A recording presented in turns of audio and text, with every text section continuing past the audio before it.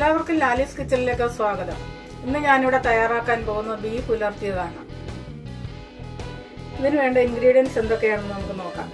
ഞാനിവിടെ 1 kilo beef കഴുകി വൃത്തിയാക്കി വെച്ചിട്ടുണ്ട്. ചെറുതായിട്ട് കട്ട് ചെയ്ത് വെച്ചിരിക്കുന്നതാണിത്. അതിനാവശ്യമായ എണ്ണ, കുറേ തേങ്ങ സ്ലൈസ് ചെയ്ത് വെച്ചിട്ടുണ്ട്. വറുത്തെടുക്കാൻ വേണ്ടിയാണ് അത്. 3 സവാള ചെറുതായി അരിഞ്ഞത്, ആവശ്യത്തിനുള്ള ഉപ്പ്, 1.5 ടേബിൾ സ്പൂൺ മല്ലിപ്പൊടി, 1.5 ടേബിൾ സ്പൂൺ മുളക് പൊടി. ഇത് രണ്ടും കൂടി ഒരു പാത്രത്തിലാണ് എടുത്ത് വെച്ചിരിക്കുന്നത്. 8 അല്ലി വെളുത്തുള്ളി, ചെറിയ കഷ്ണം ഇഞ്ചി 2 എണ്ണം. അത് രണ്ടും പേസ്റ്റ് ആക്കി എടുക്കാൻ വേണ്ടിയുള്ളതാണ്. കായം 1/4 ടീസ്പൂൺ, 1.5 ടീസ്പൂൺ ഗരം മസാല പൊടിച്ചത്, 1 ടീസ്പൂൺ കുരുമുളക് പൊടിച്ചത്, ആവശ്യത്തിനുള്ള കറിവേപ്പില, ആവശ്യത്തിന് മല്ലിയില. ഇത്രയും സാധനങ്ങളാണ് ഇതിന് വേണ്ടത്. ഇനി അടുത്തതായി ഒരു പാൻ വെച്ച് അതിലേക്ക് കുറച്ച് എണ്ണ ഒഴിച്ചു കൊടുക്കാം. 3 ടേബിൾ സ്പൂൺ എണ്ണയാണ് ഞാൻ അതിലേക്ക് ഒഴിച്ചിരിക്കുന്നത്. ഇനി അതിലേക്ക് അരിഞ്ഞു വെച്ചിരിക്കുന്ന തേങ്ങ ഇട്ട് വറുത്തെടുക്കണം.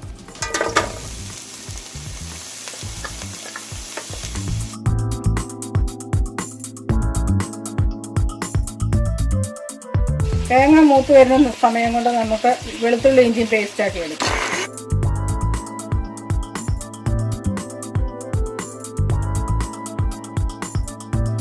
തേങ്ങ ഗോൾഡൻ ബ്രൗൺ കളറായിട്ടുണ്ട്. ഇതിലേക്ക് അരിഞ്ഞു വെച്ചിരിക്കുന്ന ഉള്ളി ഇട്ട് കൊടുക്കും.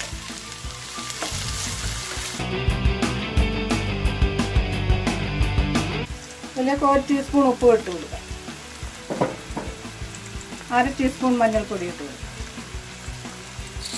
എന്നിട്ട് നന്നായി ഇളക്കി കൊടുക്കാം.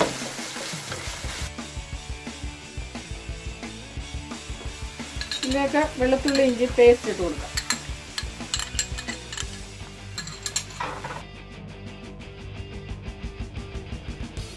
എന്നിട്ട് നന്നായി ഇളക്കി കൊടുക്കണം.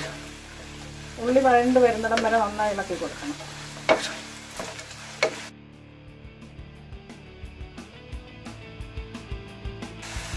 ഇതിലേക്ക് 2 കറിവേപ്പിലയും കൂടെ നമുക്ക് ഇട്ട് ഇളക്കി കൊടുക്കാം. നമ്മുടെ ഉള്ളിയെല്ലാം നന്നായി മൂത്ത് വന്നിട്ടുണ്ട്, നന്നായിട്ട് വഴണ്ട് വന്നിട്ടുണ്ട്. ഇനി ഇതിലേക്ക് നമ്മൾ നേരത്തെ എടുത്ത് വെച്ചിരിക്കുന്ന പൊടികളെല്ലാം ഇട്ട് ഇളക്കി കൊടുക്കാം.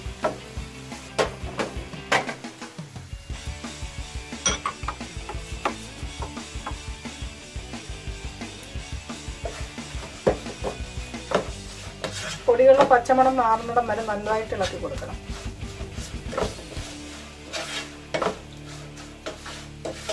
പൊടികളൊക്കെ ഇടുമ്പോൾ തീ വളരെ കുറച്ച് വെച്ച് വേണം ഇടാൻ, അല്ലെങ്കിൽ പൊടി കരിഞ്ഞു പോകാനുള്ള ചാൻസ് ഉണ്ട്.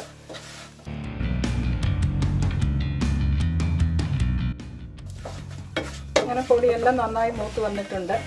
ഇനി കുക്കറിലേക്ക് മീറ്റ് ഇട്ട് കൊടുക്കും.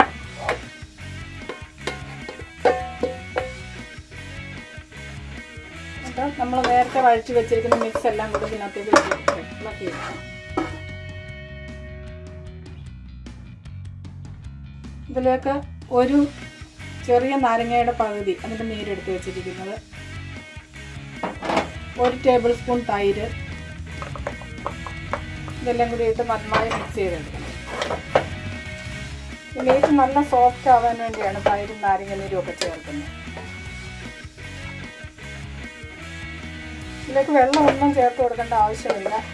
ഇത് ചൂടായി കഴിയുമ്പോഴേക്ക് ഈ മീറ്റിൽ നിന്ന് നന്നായിട്ട് വെള്ളം ഇറങ്ങി വരും. നമ്മൾ വെള്ളം ഒന്നും ചേർക്കാതെയാണ് ഞാനിവിടെ വെക്കുന്നത്.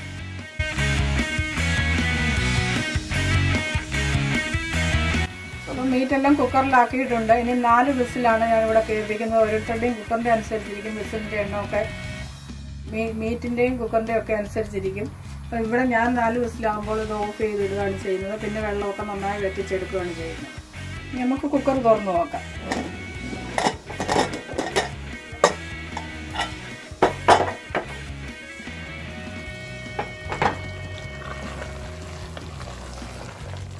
വെള്ളമൊക്കെ വറ്റി വന്നിട്ടുണ്ട്. അല്പം കൂടെ വെള്ളമുണ്ട്, അത് നമുക്ക് വറ്റിച്ചെടുക്കാം. ഈ സമയത്ത് ഉപ്പുണ്ടോ എന്ന് നോക്കണം. ഉപ്പ് ആവശ്യമാണെങ്കിൽ നമുക്ക് ഇട്ട് കൊടുക്കാം. ഇതിലേക്ക് അല്പം ഉപ്പും കൂടി ഇട്ട് കൊടുക്കാം. ഈ മീറ്റിൻ്റെ വെള്ളമെല്ലാം നന്നായി തോന്നു വന്നിട്ടുണ്ട്. ഇനി നമുക്ക് പാൻ വെച്ച് എണ്ണ ഒഴിച്ച് അതിലേക്ക് ഇട്ട് കൊടുക്കാം. ആവശ്യത്തിനുള്ള എണ്ണ ഒഴിച്ചു കൊടുക്കാം.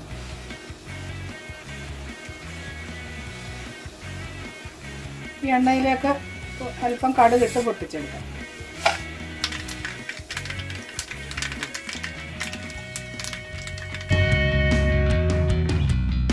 2 കറിവേപ്പില ഇട്ടു, 2 പച്ചമുളക് മുറിച്ചിട്ട്. ഇനി ഇതിലേക്ക് 1/2 ടീസ്പൂൺ മുളക് പൊടി, 1/2 ടീസ്പൂൺ മസാലപ്പൊടി, 1/2 ടീസ്പൂൺ കുരുമുളക് പൊടി. എന്നിവയൊക്കെ നന്നായി ഇളക്കണം. ഇനി വേവിച്ച് വെച്ചിരിക്കുന്ന മീറ്റ് ഇതിലേക്ക് ഇട്ടു.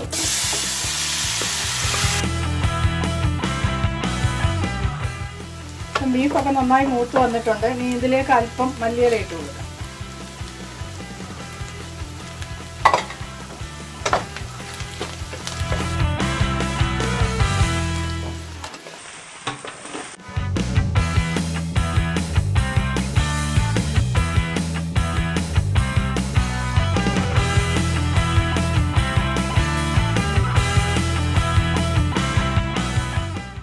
ഇങ്ങനെ നമ്മുടെ ബീഫ് ഉലർത്തിയത് ഇവിടെ റെഡി ആയിട്ടുണ്ട്. ഇനി ഇതൊരു സെർവിങ് പ്ലേറ്റിലോട്ട് മാറ്റാം.